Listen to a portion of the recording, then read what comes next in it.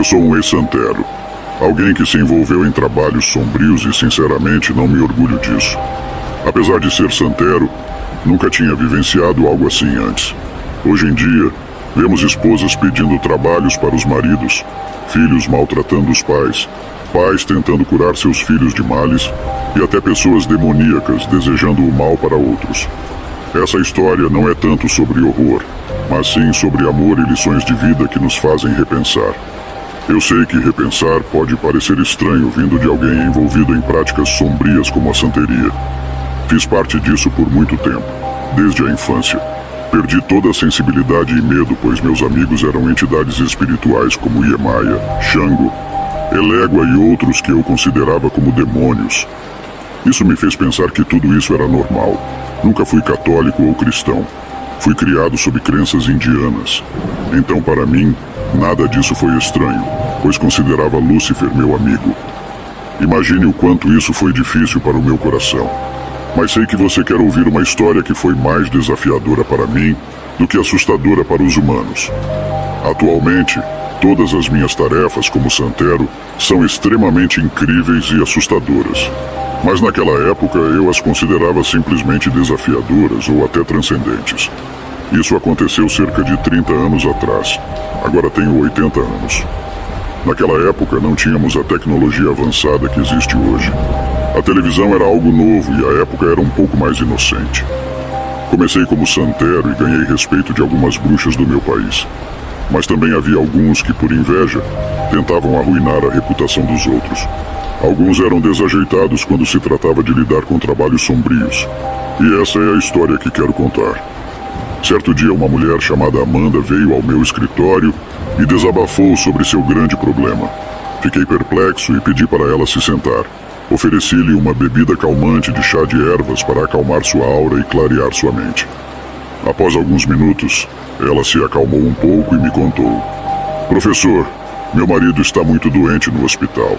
Os médicos não conseguem identificar o que ele tem. Ele sente como se abelhas o picassem por todo o corpo. Não consegue comer e vomita tudo." Respondi prontamente: "Sua descrição sugere que seu marido está sendo alvo de bruxaria por alguém com habilidades nessa área.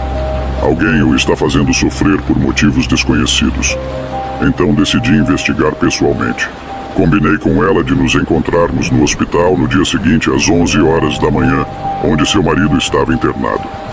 Na manhã seguinte, fomos ao hospital para ver o marido dela, que possuía habilidades especiais concedidas por Lúcifer em troca de um pacto feito aos 8 anos. Ele tinha a capacidade de detectar entidades espirituais pelo olfato, audição, visão e até pelo paladar, sendo capaz de discernir entre seres benignos e malignos no mundo espiritual. Ao entrar no hospital, um forte cheiro de enxofre atingiu meu nariz, indicando a presença de entidades espirituais. Estes seres, que eu chamava de saqueadores, estavam à procura de diversão e confusão. Essas entidades demoníacas têm diferentes formas. Algumas têm corpos parecidos com carneiros, outras são pequenos humanoides com corpos deformados e rostos assustadores, enquanto outras parecem sombras ou névoa. Todas elas trazem azar. Quando entrei na sala do hospital, vi um homem de pele escura que claramente tinha sido bonito antes de adoecer. Agora ele estava em um estado deplorável. Mas o que mais chamou minha atenção não foi a aparência dele, mas sim a presença de um demônio de nível médio sobre ele. Este demônio necrófago era significativo na hierarquia demoníaca, relacionado à linhagem de Beelzebub. Ele pertencia à terceira categoria dos caídos, sendo um dos principais legalistas de Lúcifer. Não era algo que pudesse ser controlado facilmente com um simples feitiço. Minha abordagem foi cuidadosa. Tentei estabelecer contato físico com o homem enquanto observava com cautela o demônio sobre ele, que estava rodeado de moscas. O demônio que eu enfrentei era uma espécie de gosma negra com forma infantil, sem um rosto definido, mas eu pude sentir sua energia maligna. Comecei a recitar palavras em taíno, palavras que não posso compartilhar diretamente, pois são poderosas demais para serem reveladas. Estas palavras têm nomes e significados que devem ser mantidos em segredo para evitar males terríveis. O que eu estava tentando fazer era questionar a entidade sobre por que ela estava assediando aquele homem. mas não obtive resposta. Então perguntei qual era seu nome, mas ainda assim não houve resposta. Este tipo de demônio estava selado de forma agressiva, dificultando a comunicação. Como santero, eu entendia que certas entidades operam através de santos e têm poderes que podem causar sérios problemas se desafiados diretamente. Então eu peguei um objeto do homem, buscando uma conexão adequada. Usei a ajuda de um santo conhecido por mediar, gentilmente na língua iorubá, para perguntar ao demônio quem o enviou. Após insistir várias vezes, finalmente recebi uma resposta. O demônio me disse que uma bruxa chamada Marta o havia convocado para lançar uma maldição sobre o homem. Era um ato de vingança por amor, motivado pelo abandono da mulher pelo homem, que foi viver com outra pessoa na mesma cidade. Com essas informações, eu sabia como proceder para neutralizar a maldição. No entanto, enfrentar Marta não seria fácil. Ela era uma bruxa experiente e respeitada, conhecida por suas habilidades na magia negra.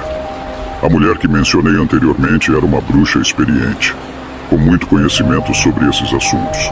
Depois de abrir os olhos, vi a mulher olhando para mim com pânico, procurando desesperadamente por uma resposta. Expliquei a ela que seu marido estava sendo alvo de um trabalho de magia negra avançado, realizado por uma bruxa experiente, e que esse feitiço estava selado para levar o homem à morte. A mulher começou a chorar.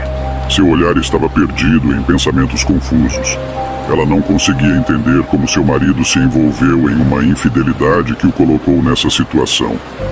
Tentei tranquilizá-la, explicando que precisávamos agir rapidamente.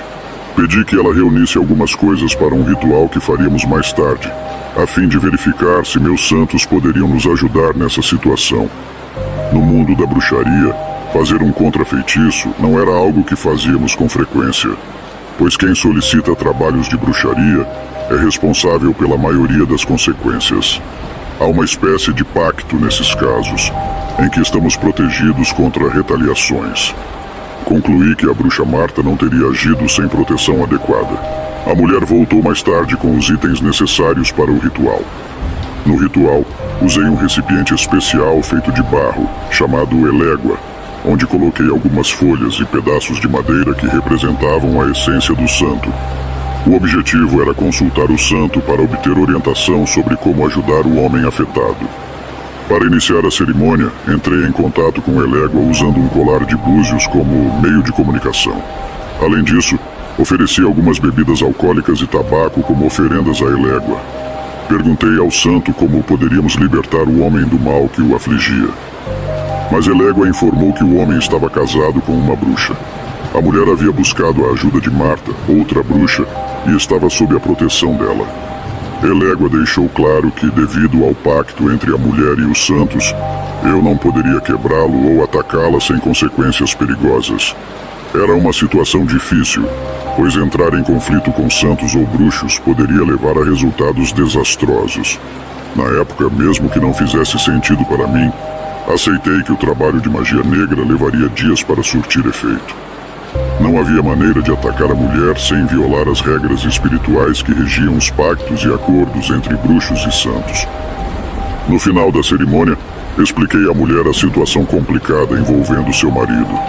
Informei que seu marido estava gravemente doente e que, de acordo com minhas descobertas, ele morreria em poucos dias, a menos que algo fosse feito. Expliquei que tanto a mulher quanto a bruxa estavam protegidas por pactos espirituais que não podiam ser quebrados. A mulher começou a chorar novamente e me implorou para encontrar uma solução.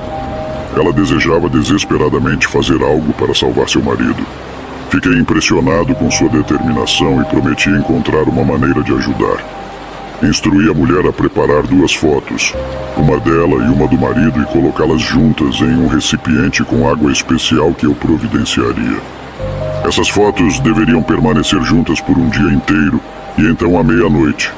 Ela deveria tomar um banho com essa água especial borrifada em seu corpo. A mulher seguiu minhas instruções e realizou o ritual sozinha. No momento em que ela se banhou com a água, algo estranho aconteceu. A mulher ficou em silêncio enquanto eu rezava aos santos, levando em consideração a decisão que ela tomou. Aceitou o fardo de libertar seu marido da maldição e, com amor no coração, concordou em fazer o sacrifício. Os santos não são conhecidos por sua gentileza ou por admirar os humanos, mas podem sentir a presença de alguns deles. O ambiente ao nosso redor parecia cheio da energia dos santos. A mulher vestida com um longo vestido branco desmaiou sob a influência dos santos e desse serviço espiritual. Eu a peguei nos braços e decidi levá-la ao hospital, o mesmo onde seu marido estava sendo tratado. Lá ela recebeu o mal que estava afetando seu marido. Após alguns dias vi que ele estava se recuperando bem. Com o tempo pude observar os efeitos da maldição que Amanda aceitou. O homem se recuperou completamente e juntos comparecemos ao funeral da mulher que ele amava sem saber de toda a verdade sobre mim. Mantive silêncio, sabendo o quanto ele estava arrasado, mas sentindo que ele tinha o direito de conhecer a verdade. Depois do funeral, me afastei da multidão e contei a ele com o maior detalhe. Expliquei que sabia que sua ex-mulher era uma bruxa que havia enviado um trabalho para matá-lo. Falei sobre a impossibilidade de reverter o feitiço e relatei a decisão da sua falecida mulher de sacrificar sua vida para salvá-lo. O homem chorou inconsolavelmente. Então disse a ele: "Você tem uma segunda chance.